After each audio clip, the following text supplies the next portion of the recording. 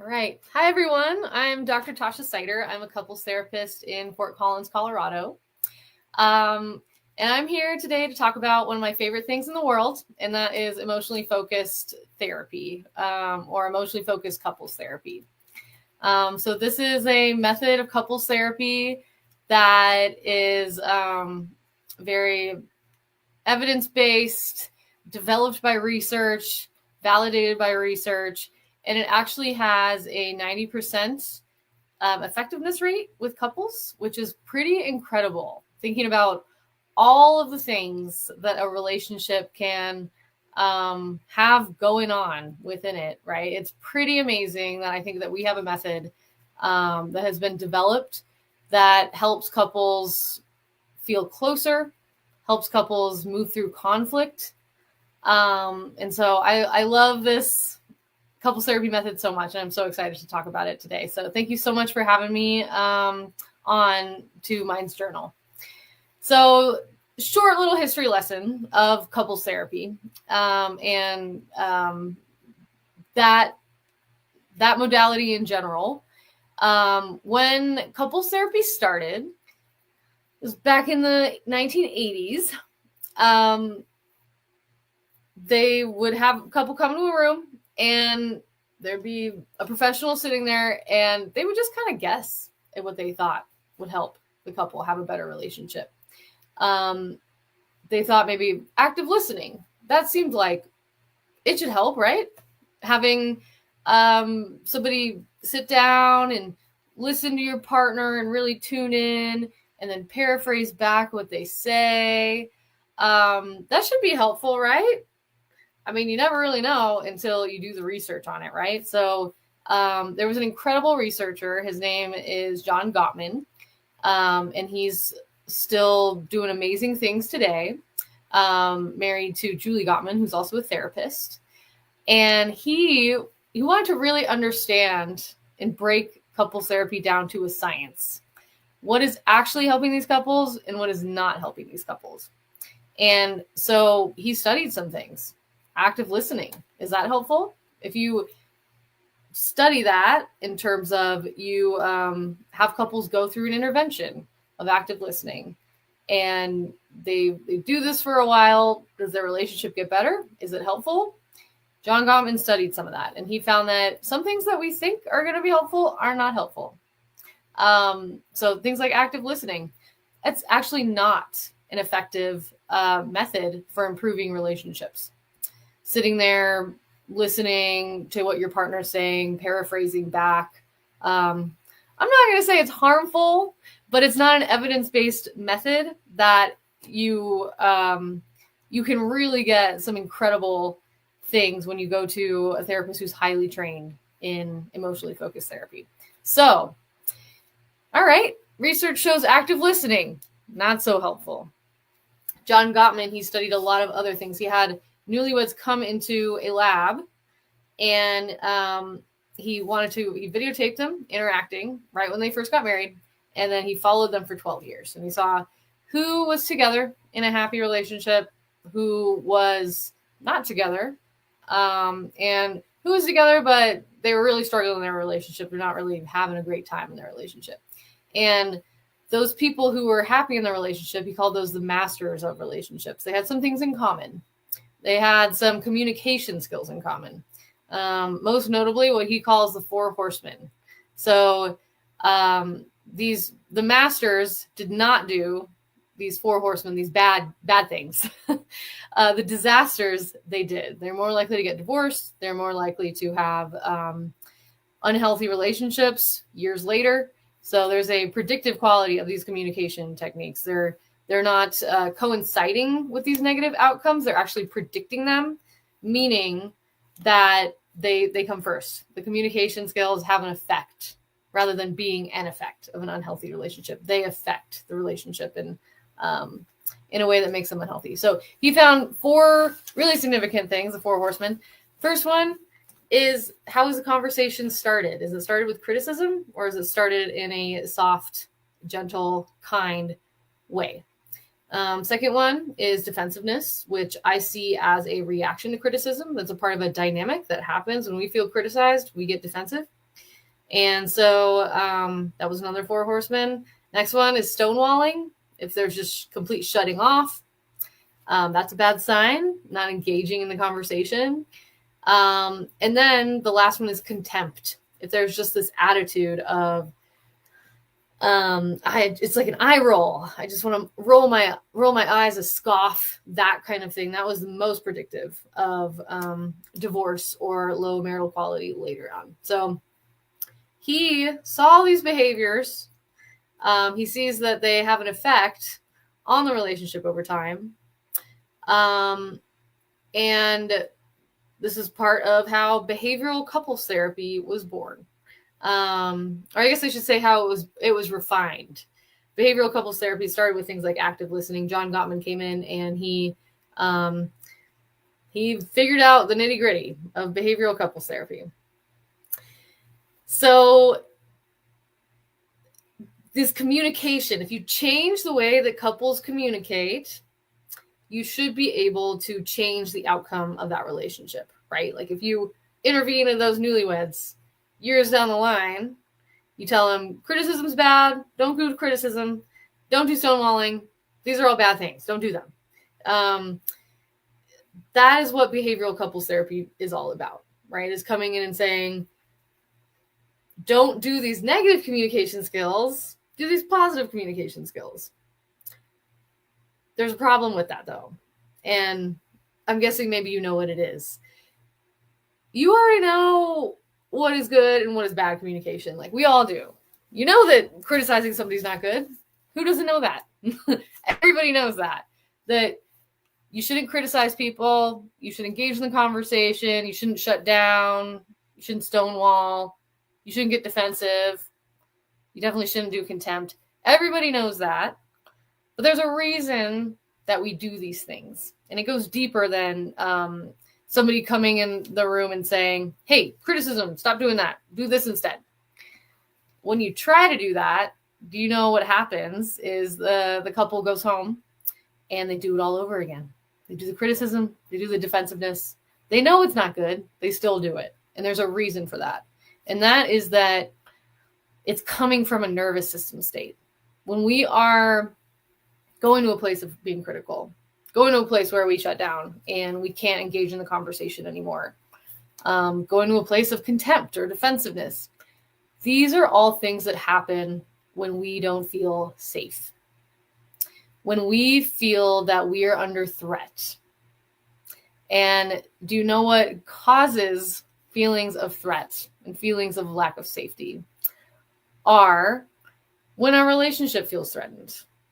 That registers in the brain like a serious threat to our very survival, our very ability to survive. Our brain says, oh no, I'm not connected. Oh no, I'm not safe. We go into fight or flight. And maybe that looks like fight, criticism. Maybe it looks like flight, stonewalling.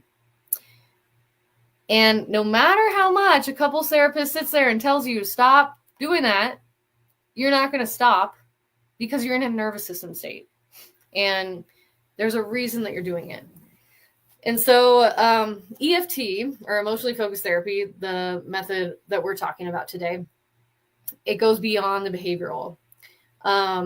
Instead of just teaching people communication skills, it goes much deeper, and the research shows that it's more effective than behavioral methods. So what EFT does, well, first of all, going back to our little history lesson. So in this inquiry, this rigorous research about what makes couples therapy effective, there was a wonderful woman. Her name was Sue Johnson. She just passed away last year. She was an incredible person. And she developed emotionally focused therapy. So what she started doing is watching tapes. She worked in a university in Canada, watching tapes of couples therapy sessions and trying to figure out what was it about the sessions that were effective? What made them effective?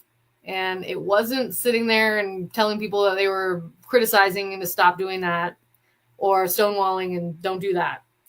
It was these moments that were bonding moments that changed the way that people related.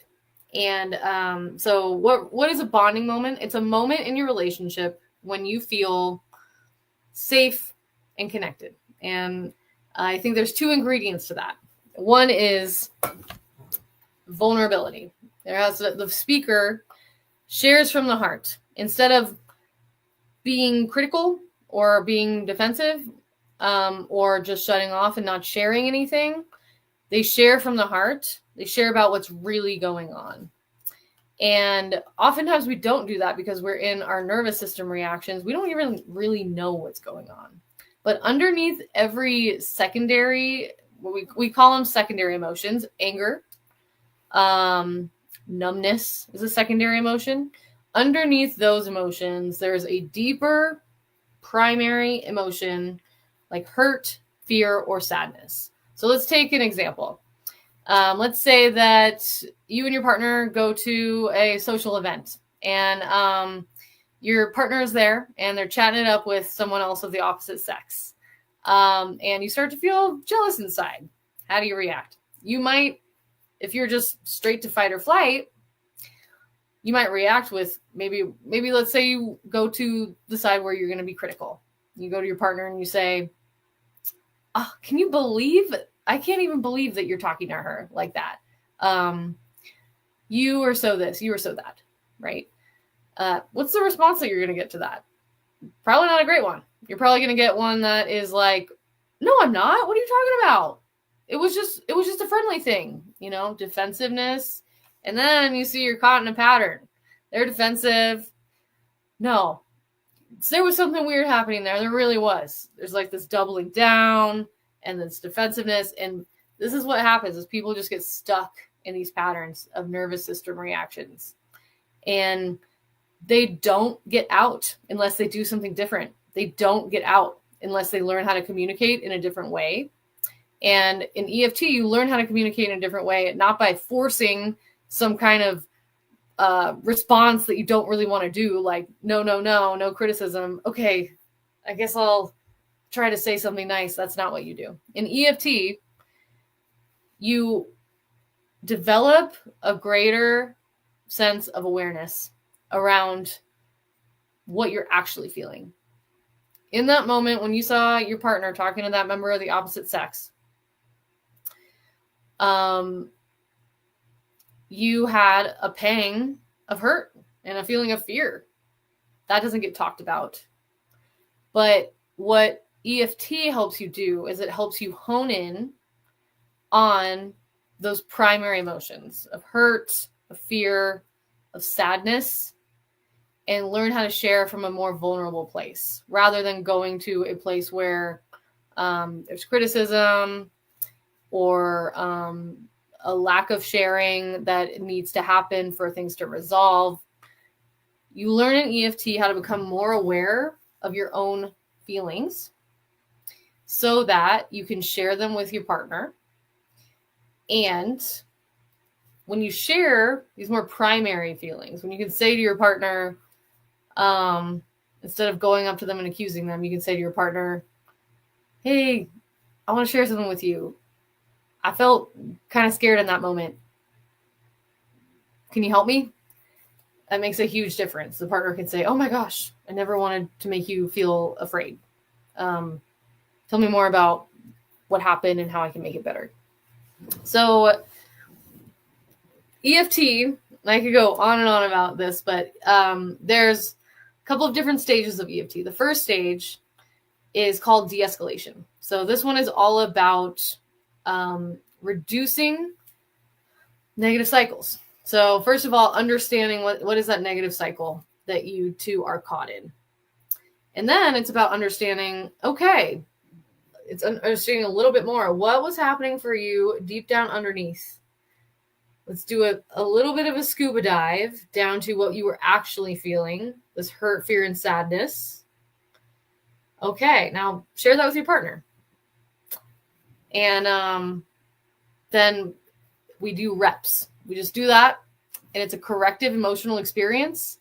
And you learn through the experience of being in the room, doing it in this safe environment. You learn that it's safe to do, and your body learns it. And so when people go through the first stage of EFT, what they end up feeling is like, okay, we're just not fighting as much. I mean, and it's not because I'm telling myself, no, don't criticize, finger wagging. It's because I don't feel like fighting. I just feel kind of safe. I just feel more safe, like I'm not going into fight or flight as much. I just don't feel as threatened. So that's what you'll feel after the first stage. When that is established, the pattern is starting to look more positive and less negative.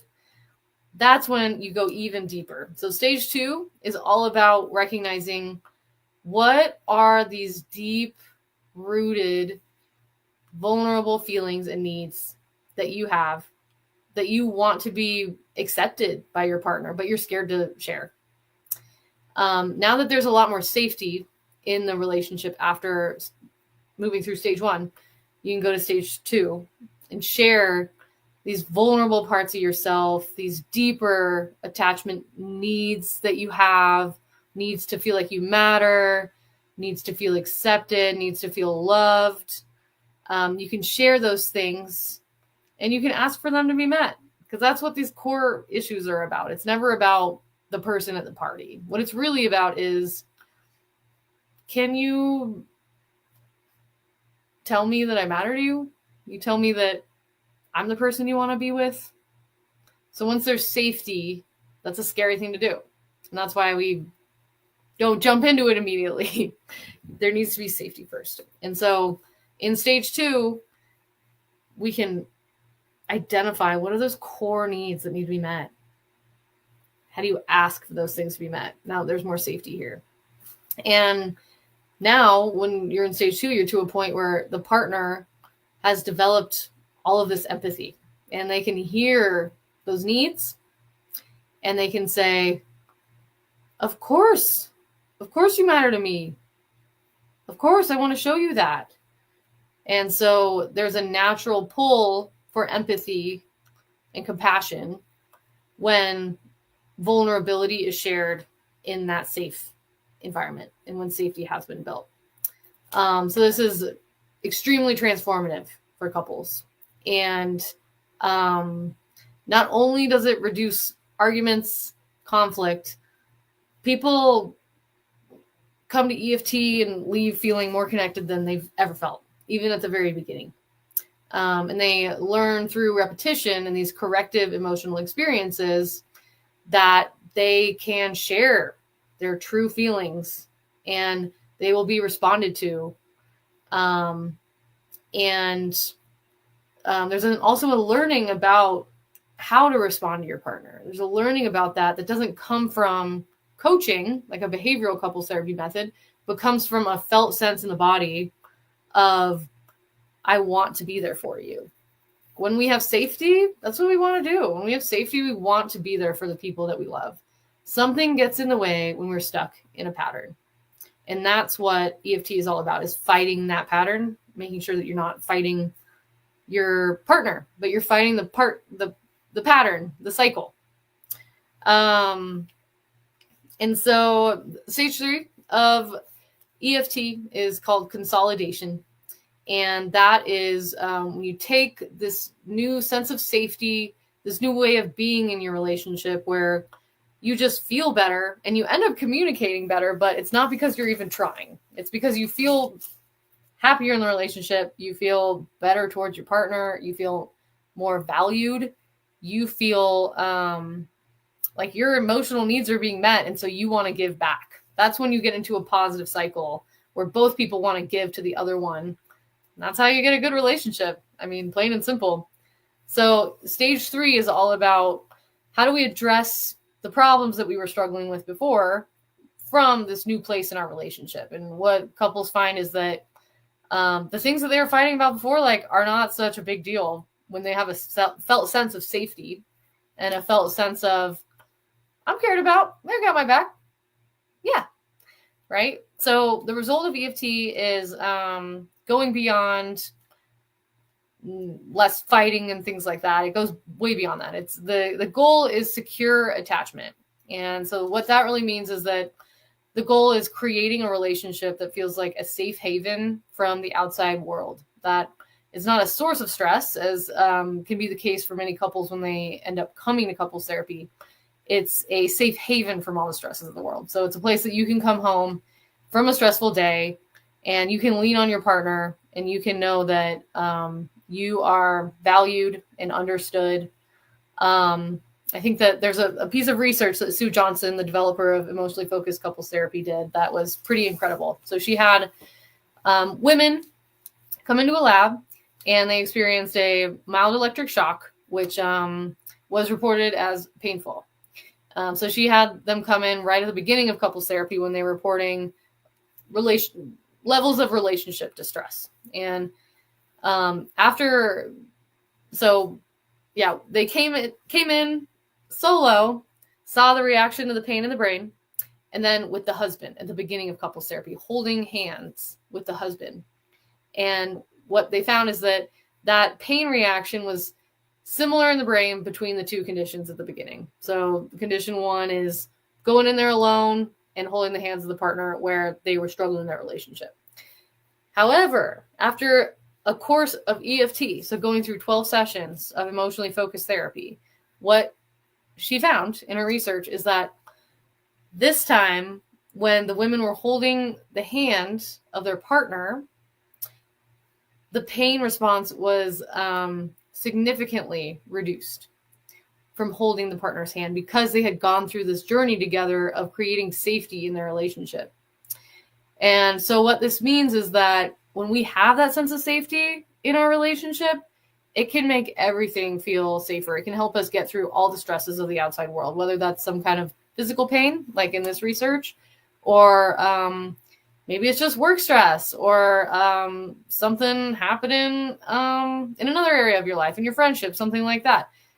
When we have that safety in a relationship, that secure attachment, it's incredible. It's life-changing. Doesn't just change the relationship in beautiful ways, but it changes your whole life, and it makes everything feel easier when you feel a strong sense of support in your life. So I think that's all I want to say. Love to go to questions. I also want to say I talk a lot about this on my Instagram. So if you do want to give me a follow, my Instagram is at Dr. So that's just Dr. .tasha.relationship.therapy. Or you can also find me on Facebook. It's just Dr. Tasha Seiter, MS, PhD, LMFT, I think. So with that, I'd love to hear some of your questions. Why do so many relationships lose that spark or connection over time? Is that just normal? Yeah, really good question. Is it normal? Maybe. It might be normal in the sense that it happens quite a lot. Does it have to happen? Absolutely not. It happens oftentimes because we're stuck in one of these patterns of the nervous system responses that I was talking about.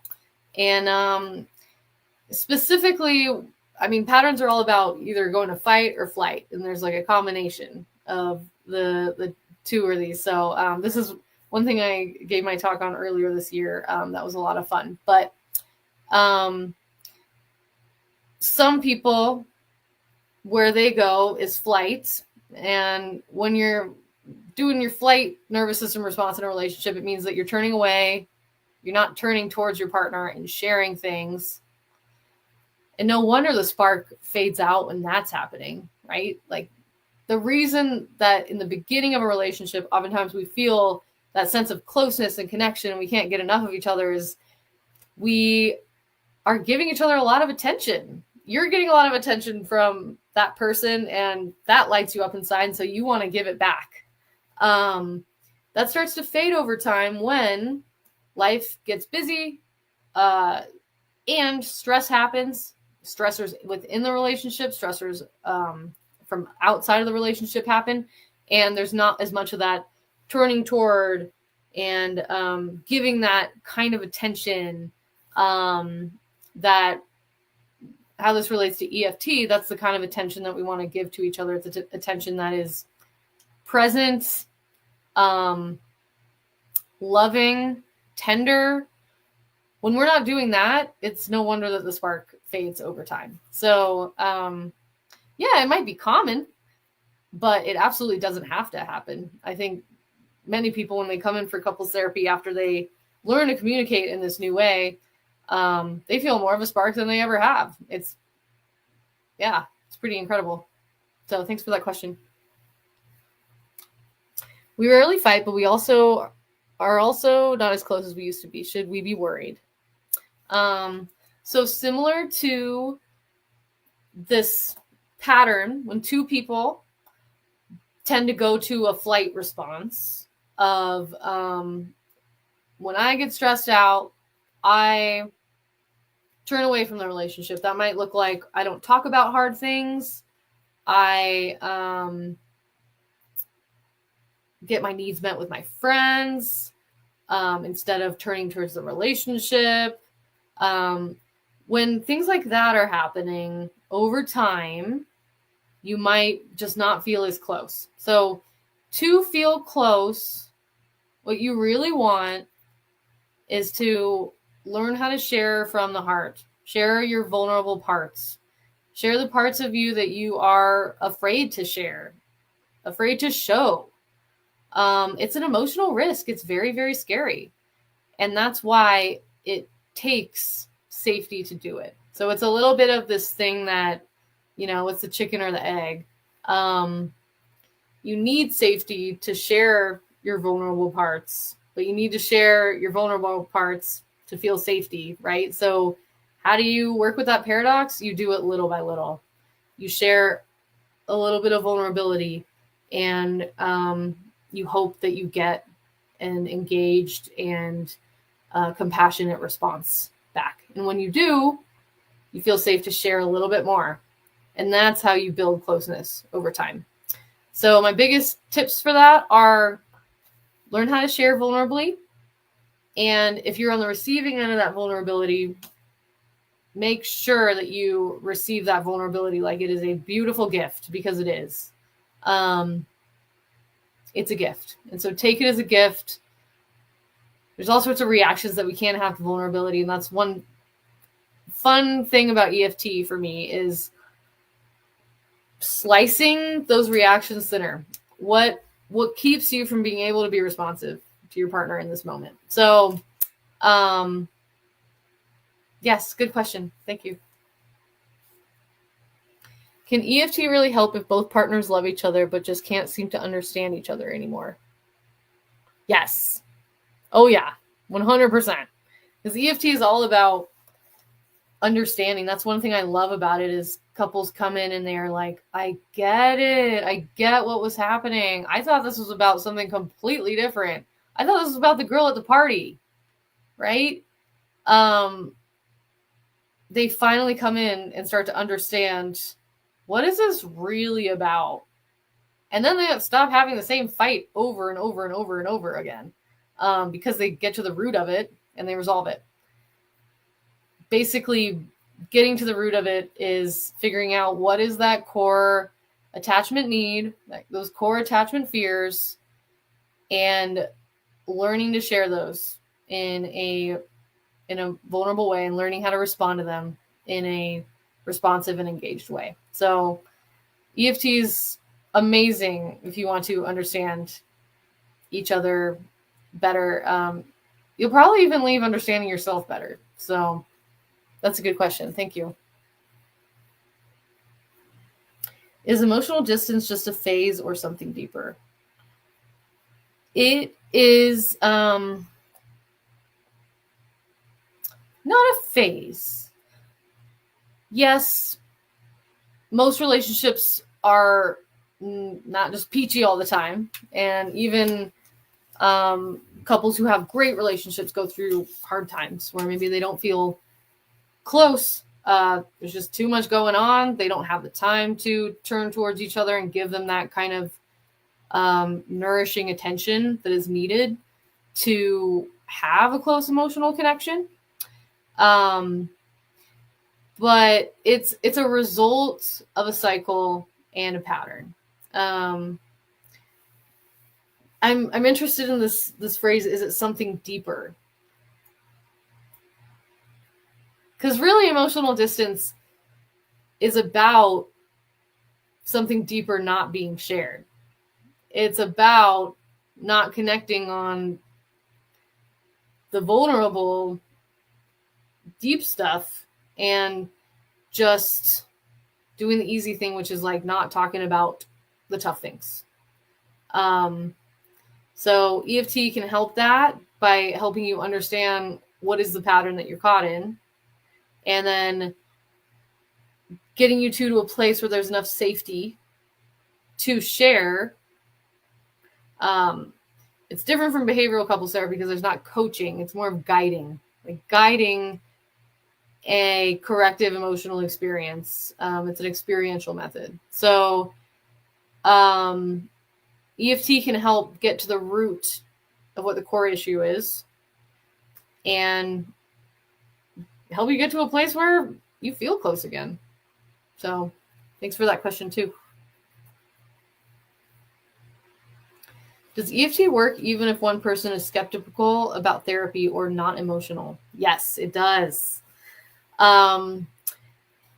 One thing that is very interesting for me as a therapist is when somebody comes in and they say, I don't know if I want to be here. Or they say, yeah, I'm not an emotional person. It makes me get really curious, and I get to really understand not only that person's sense of self, but how they regulate their emotions, because every person on the planet has emotions. Sometimes we learn how to shut them off before we feel them. And that's actually very, very common. It's incredibly common with clients that I see in EFT.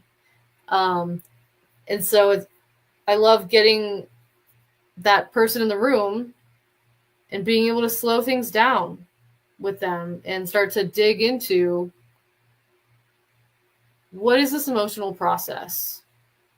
Before you feel numb, there's something there, but you shut it off. You've learned to shut it off. What happens before that? And it's really interesting. So the answer is yes to that. Thank you. My wife and I barely touch anymore. No hugs, no cuddles, no spark. How do you bring back physical closeness when it feels awkward now? So common. You're not alone with that. It's heartbreaking nonetheless, though. And this is a pattern that's taken over, where it's happened slowly over time. Started to kind of fade slowly with one person. The other person didn't feel like it was comfortable anymore, so they stopped doing it. This person started turning away more too, then this person turned away more too, and it just started to like snowball over time. So bringing it back, there needs to be this incremental positive cycle where it doesn't happen completely overnight, because it didn't happen overnight, the snowball effect. But when you create a positive cycle that is characterized by more safety and more emotional intimacy, you naturally feel more comfortable giving that touch, receiving that touch. And that's really what that awkwardness is not feeling comfortable giving or receiving that touch, because it feels like vulnerable and feels like, oh, is this going to be welcome? Is this not going to be welcome? And so I would absolutely recommend going to see an EFT couples therapist who can help you learn how to understand your pattern. And the lack of affection is a huge part of it. Understand your pattern and the underlying feelings so that you two can start to learn how to share those underlying feelings through having these corrective emotional experiences and building this safety. And then it will start to feel natural over time. So thanks for that question. How long does it usually take before couples start noticing a difference with EFT? Yeah, so noticing a difference. The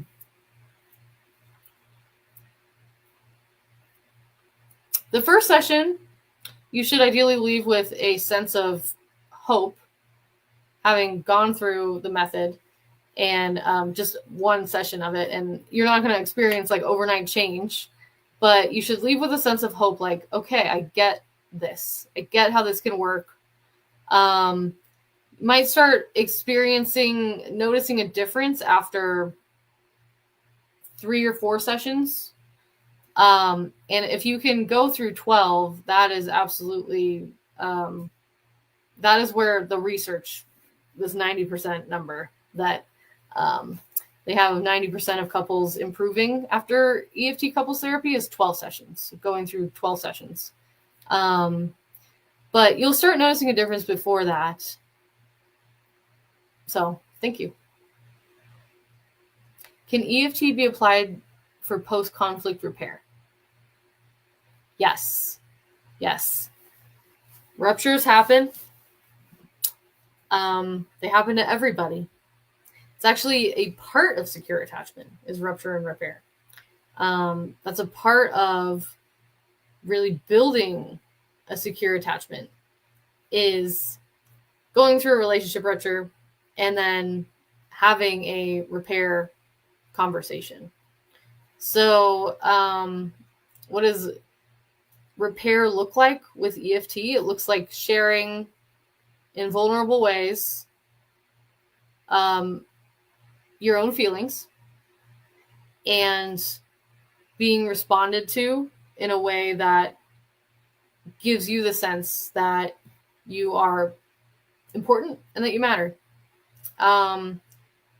So it's usually reparative. Absolutely. Thanks for that. My husband has a habit of bringing up old issues during new arguments. It can feel really frustrating and triggering. How do we move forward instead of going backward? Not uncommon at all, and there's a reason that happens. It's a behavior that is a part of the cycle that comes from something much deeper. So when I see couples bringing up old issues during arguments, oftentimes they're trying to have something be heard. Maybe they feel that they haven't been heard, and so they want to drill it home with new evidence. That's what I call that action tendency. That behavior is, okay, I'm bringing in my evidence, bringing up more evidence, and I'm just creating this list of evidence. So, and let me present the evidence to you so that finally maybe you can understand me, right? So it comes from a place of wanting to be heard, wanting to be understood, wanting to finally feel understood. And I know that it can feel really frustrating and triggering because you're thinking on your side, well, we're not even resolving this issue. Like, come on. How can we resolve anything if just this stuff keeps being brought up again and again and again? So how do you move forward instead of going backward? With EFT couples therapy, when you start to understand your pattern, you can start to understand where these behaviors are actually coming from. Like coming from this desire to feel heard, and that it's triggering to you because you want to also feel heard, right? And without knowing more about the situation, there's so much that goes beyond that. There's so much that's deeper there that is showing up in other arguments, this just starts to feel like a theme, which is another reason that these old arguments and issues are coming up when one argument is being had, is because the theme and the core issue is not resolved. And so it comes up when the next trigger comes up. And so you need to go towards the core issue and resolve it. There's no other way to do it. So thanks for that question. What can you do if one person wants to talk about everything, but the other person shuts down or avoids it? Yeah, so that is the pursue withdraw pattern, and it's the most common relationship pattern. And the good thing about it being so common is that we know how to treat it. This is actually what EFT was built to treat, is the pursue withdraw pattern and the many different iterations of it. So if this happens, it's again going to just be these same moves of a positive cycle that need to happen, which is the person who wants to talk about everything. They're what I would call a pursuer, what we call in EFT a pursuer. They, throughout EFT, have to learn how to soften and bring things up in a way that feels less threatening to their partner. And the person who shuts down, they need to learn how to engage, how to not turn away, but to look at their partner and say, I'm here, I'm listening. How are we addressing this together? So ultimately, that's what needs to happen. But how do you do that? It's, again, these moves of vulnerable sharing and responsiveness that need to happen to build safety so that you don't want to go to fight or flight. You don't want to go to fight. I want to talk about it. Let's go in like that. It's a form of the fight reaction. Or you don't want to go to flight, which is shutting down. So building that safety through those moves is how you address it. Okay, thanks for that one. What are some early warning signs that emotional distance is growing in a relationship?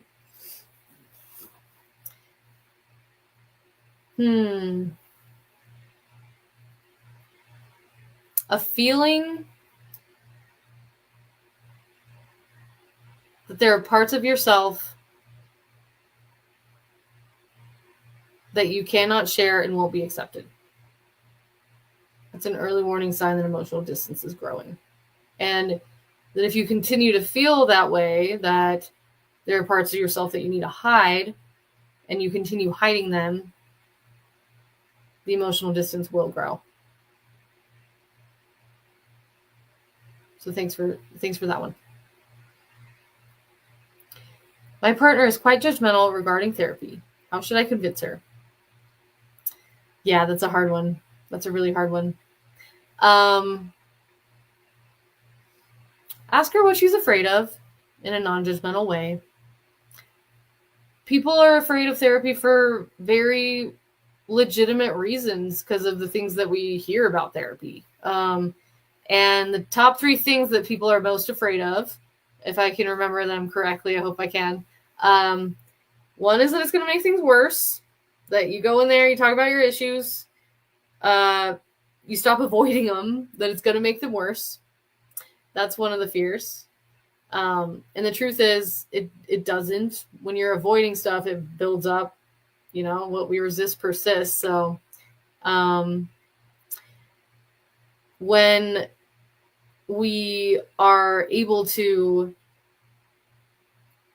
go towards something, that is actually how we resolve it. We cannot resolve it in another way. We cannot. So that's one of the fears. And another fear is that it won't help. You're going to waste your money. Hey, it could happen. It doesn't happen often. Most people, they get a lot out of couples therapy. Of course, there's not 100% success rate. There's so many different factors. But there's a pretty damn good chance it's going to help. And then the third fear is of social approval. So you have to tell your friends, you know, we're in couples therapy. What are they going to think? And with that one, let them think what they want. It's a good idea to go to couples therapy as soon as you notice a pattern. Get in there and break the pattern before it becomes self-reinforcing and takes over time. And then you're years down the road, and this pattern is much more ingrained than it had to be. Because on average, people wait 6 to 7 years of being unhappy in their relationship before they go to couples therapy. And I think it should be sooner. I think it should be one day. Why not? Go in there. Get it worked out. Then you have this sense of safety. And when you have the sense of safety, your relationship gets better and better over time because you're in the positive cycle of giving and giving and giving and giving. That's what a good relationship is. So, and it sounds like you're the one who wants to go to couples therapy, so maybe you know this. The question you asked is, how should I convince her? You can't convince her.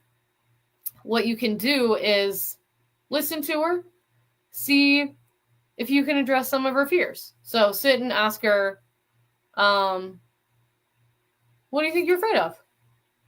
And be really responsive to her. I'm sure that her fears come from a really legitimate place. Maybe she's had a bad experience in therapy in the past. Maybe she's heard about some things that didn't go well with somebody else, or maybe her fears just need to be heard by you. Maybe she's afraid that if you go to couples therapy, it means it's the end or something like that. So if you hear something like that, you can just respond to her in a way that says, oh my gosh, I didn't know you were afraid of that. I'm so sorry to hear that. Is there anything I can do to just make you feel safer? Because I want to go to help our relationship. And I think that it could be really helpful. I don't want to pressure you. But I'm curious if there are ways that I can, in a way that feels safe for you, address your fears. What can I do? So that would be my advice. Can EFT bring back the lost spark in my relationship? Yes, it can. The spark is, when you think of the spark, it's like a sense of excitement. And it is excitement. It's exciting when you feel so loved and cared about and valued by somebody. In the early of a relationship, when everybody's trying to impress each other, that's oftentimes when people experience that kind of feeling valued, right? And then it can fade over time as people end up kind of going their separate ways. But with EFT, it can help you get to that connected place again where you're engaging with each other in that same way that makes you feel excited because you're having your emotional needs be met. Your emotional needs to feel valued, feel like you matter, feel loved. So when you get that back, that's what the spark is, in my opinion. Okay. What's the main goal of EFT? Is it about fixing communication or understanding emotions better? It is about both of those. It's about, but the broader thing it's about is creating secure attachment, which means creating a relationship that is a source of comfort, caring, a safe haven from the stresses of the outside world, that is a place that you know that you matter and you have a person you can count on and you have safety, and you're important to this person. And so it goes beyond just fixing communication, and it goes beyond just understanding emotions. Those are components of it. I think they're more of a result of having safety in a relationship, that you have better communication when you have safety in a relationship because you just feel good. You communicate when you feel better. You feel better towards this person. They feel better towards you. So your communication naturally changes, but not in a forced way, like a behavioral couples therapy method. Understanding your emotions better is a part of the change process because you start to understand what's at the root of your patterns so that you can address the core issues. Because when you're just talking about the girl at the party, you're not talking about the core issue of, I just want to know I'm important to you. I just want to know you want to be with me. So understanding emotions is a part of that, of getting to a place where you know how to address what's important and finally resolve things so that you stop having that fight over and over. So yeah, the main goal is secure attachment. So thanks for that question. Okay. And So I just want to say thank you so much for having me on. I've had so much fun talking to y'all about this thing I have devoted my life to and that I love so much. So yeah, give me a follow on Instagram if you want to hear more. That's dr. period Tasha TASHA period relationship period therapy. And I really appreciate it. Thank you so much for having me on.